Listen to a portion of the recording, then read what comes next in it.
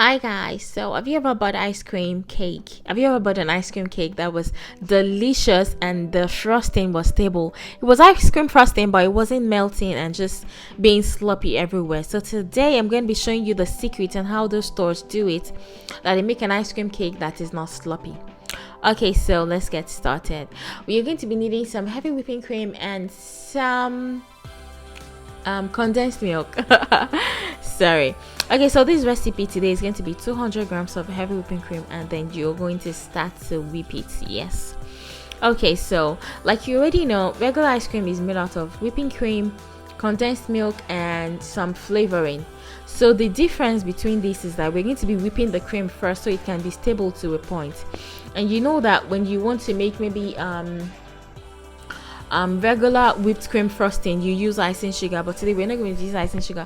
That's what makes the difference in this recipe. Today we're going to be sweetening this ice cream frosting with some whipping cream, so it tastes just like ice cream and it feels even stabler than ice cream. And I'm going to show you the secret to make it really stable and nice. Okay, so what you want to do is take your whipped cream and whip it to maybe like a soft peak consistency. And then I already had 200 grams of whipping cream that I already whipped to a nice consistency and froze. So we are going to be adding it to this now.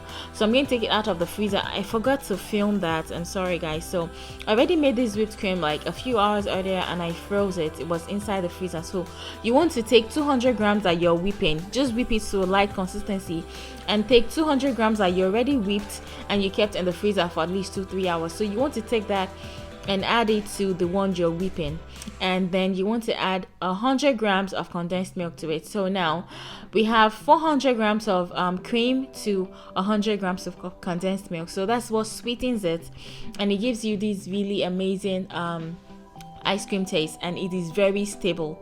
So another thing I like to do is to add some salt. And if you want to flavor this, let's say you want to make like a strawberry ice cream cake, what I do personally is I buy some strawberry jam and then just add a tablespoon of strawberry jam to this recipe.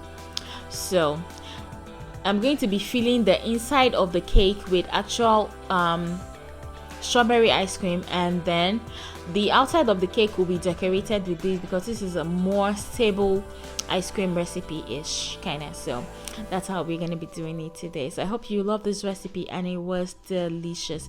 And see how stable this cream is. Like when I make it, my customers really love it. I don't really like to make ice cream cakes because I feel like they are stressful, because you first have to make the cake and fill it with actual ice cream and then freeze it before you cover it in frosting. Because if you do it like just immediately, it might stress you out because the actual ice cream will start to melt. But this is like a pseudo ice cream that it tastes like ice cream, but it is not exactly ice cream. So it's a more stable frosting for your ice cream cakes.